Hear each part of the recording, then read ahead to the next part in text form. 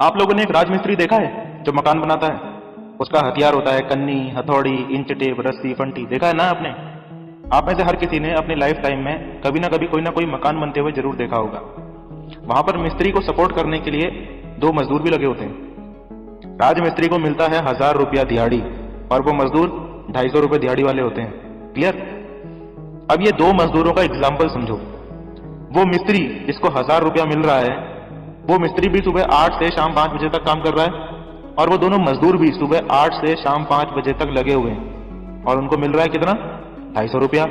Okay, दोनों मजदूरों में समानता यह है कि दोनों 8 बजे आ जाते हैं, दोनों का काम भी एक जैसा है, गारा लाओ, मसाला बनाओ, ईटा लाओ, फंटी लाओ, मिस्त्री को टूल पकड़ाओ, और दोनों ही गरीब हैं। लेकिन दोनों की मानसिक अवस्था अलग है।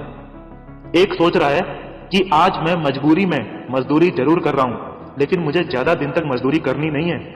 अपनी मानसिक अवस्था में वो बस इतना सा परिवर्तन लेकर आया है, पर दूसरे मजदूर ने अपनी मानसिक अवस्था में कोई परिवर्तन नहीं लाया।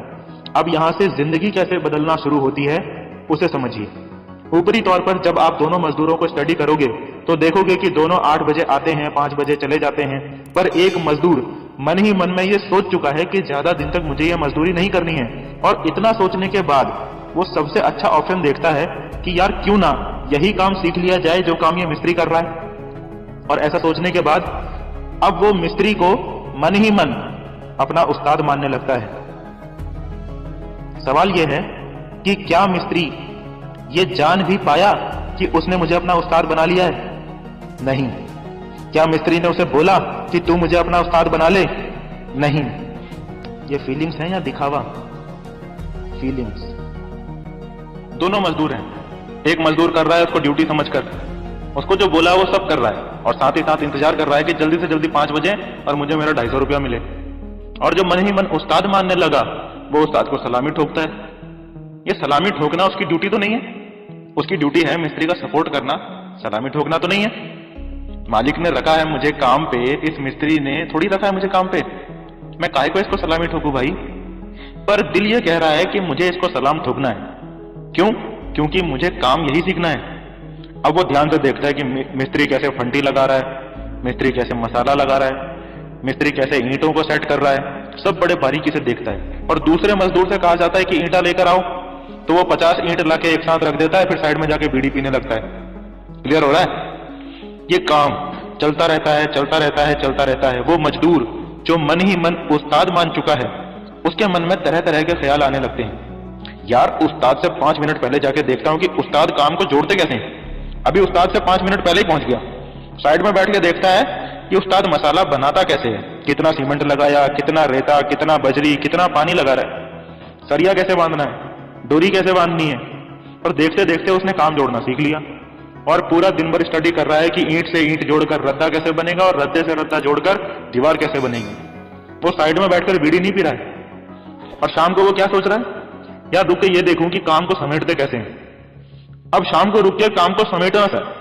उस्ताद को वो देखता है, उस्ताद काम समेटते समय मसाले से फंटी को धो के रख रहा है। अब वो उस्ताद से पूछता है ऐसा क्यों कर रहे हो? तो उस्ताद बोलता है कि अगर अभी इस फंटी को धोकर नहीं रखा ना मैंने तो इस पे मसाला सूख जाएगा और ये फंटी बेकार हो जाएगी, कल काम नहीं आएगी।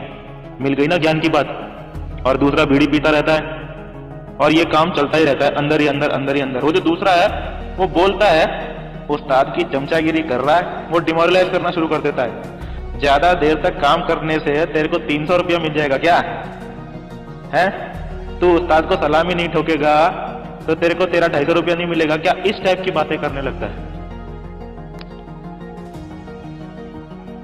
यहां तक तो कहानी एकदम ठीक चल रही है क्योंकि अब तक दुनिया ने कुछ भी देखा नहीं है, सब कुछ अंदर ही अंदर चल रहा है।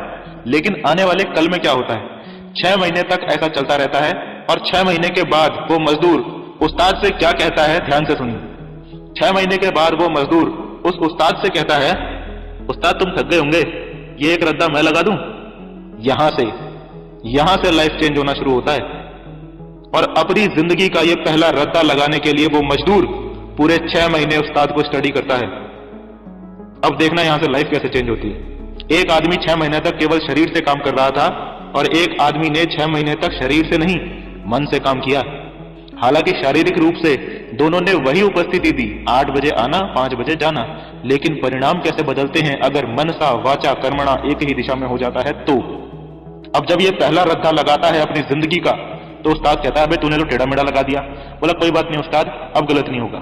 फिर वो दूसरा लगाता है, फिर वो तीसरा रद्दा लगाता है। उस्ताद उसे जब रद्दा लगाते हुए देखता है तो उस्ताद फिर उसे और सिखाता है, देखिए टेढ़ा इसलिए हुआ क्योंकि तूने ये डोर जो थी ना, ये सही से नहीं लगाई थी।